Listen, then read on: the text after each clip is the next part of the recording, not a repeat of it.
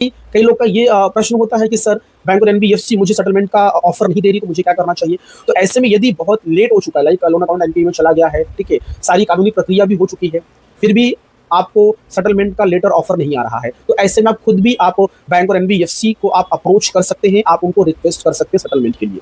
ऐसे में आपको बैंक और एनबीएफसी को भेजना चाहिए वन टाइम सेटलमेंट का रिक्वेस्ट लेटर, ओटीएस का लेटर आपको भेजना चाहिए। आपकी दिक्कत समस्या, आपकी प्रॉब्लम्स क्या है, आपको उनको शेयर करना चाहिए और आपकी जो भी दिक्कत समस्याएं हैं उसके संबंध में जो भी आपके पास सपोर्टिव डॉक्यूमेंट्स है उसको आपको अटैच करना चाहिए। फॉर एग्जांपल मेडिकल सर्टिफिकेट्स हैं, जॉब लॉस हुआ है तो जॉब लॉस के संबंध में आपका रिजाइन लेटर, टर्मिनेशन लेटर जो भी आप वो लगाइए। यदि आपका बिजनेस में लॉस हुआ है तो आपका जो लाइक आपका इनकम टैक्स रिटर्न फाइल जो आईटीआर है, आपका जो प्रॉफिट एंड लॉस अकाउंट है, आपका इनकम स्टेटमेंट, आपका बैलेंस शीट, वो सब आप अटैच करिए, उसमें दिखाइए कि आपको भारी भरकम लॉस हुआ है। तो अगर ये सब डॉक्यूमेंट्स रहेंगे तो बहुत जल्द ही आपका सेटलमेंट हो जाएगा दोस्तों और आपको सेटलमेंट का लेटर आपको मिल जाएगा। यदि सपोर्टिव डॉक्यूमेंट्स नहीं है तो कोई दिक्कत नहीं है, आप लेटर को जेन्युइन तरीके से बनाइए और ओटीएस का लेटर आप क्या करिए, बैंक और एनबीएफसी को भेज दीजिए, उनको मेल कर दीजिए और बाय स्पीड पोस्ट भी उनको भेज दीजिए। आपको सामने से आपको प्रस्ताव, आपको ऑफर सेटलमेंट का मिल जाएगा दोस्तों। तो ये ध्यान देना, loan recovery agents, collection team की बातों पे बिल्कुल भी भरोसा ना करें। सेटलमेंट लेटर मिले तो उसको बहुत सही तरीके से आपको जेन्युइन तरीके से उसको वेरीफाई करवाना है, उसके बाद ही आपको पेमेंट करना है। देखिए,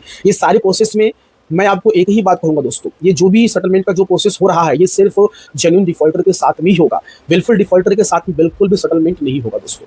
यदि आपके पास पैसे हैं तो आपको पैसे देने हैं, सेटलमेंट के लिए आपको बिल्कुल भी नहीं जाना है दोस्तों। यदि आप सक्षम हैं, आप एबल है, कैपेबल हैं, आप पैसे भर सकते हैं तो आप पैसे भरिए। सेटलमेंट करवाएंगे तो सेटलमेंट के केस में आप सभी को पता है कि इसका जो नेगेटिव जो इफेक्ट है वो आपके सिविल स्कोर पर पड़ता है, ठीक है। आपके सिविल स्कोर में, सिविल रिपोर्ट में एक सेटल्ड वर्ड एक रिफ्लेक्ट होगा। उसका मतलब ये हुआ कि आपकी क्षमता, आपकी कैपेसिटी नहीं थी, आपने बैंक के साथ में आपने कॉम्प्रोमाइज, समझौता, नेगोशिएशन करके आपने पैसे दिए हैं, आपकी क्षमता बिल्कुल भी नहीं थी, तो एक सेटल्ड वर्ड आपके सिविल रिपोर्ट में रिफ्लेक्ट होगा। तो फ्यूचर भविष्य में आपको लोन लेने में दिक्कत समस्याएं आ सकती है। तो यदि आप एक जेन्युइन पर्सन है, पैसे की कोई कमी नहीं, कोई दिक्कत नहीं है, तो आप रेगुलर तरीके से अपना लोन अकाउंट आप क्लोज करवाइए। यदि जेन्युइन है, यदि प्रॉब्लम, दिक्कत, समस्याओं से गुजर रहे हैं तो आप सेटलमेंट के लिए आप जा सकते हैं दोस्तों। तो ये था पूरा एक सेटलमेंट करने का एक सही तरीका, जेन्युइन तरीका।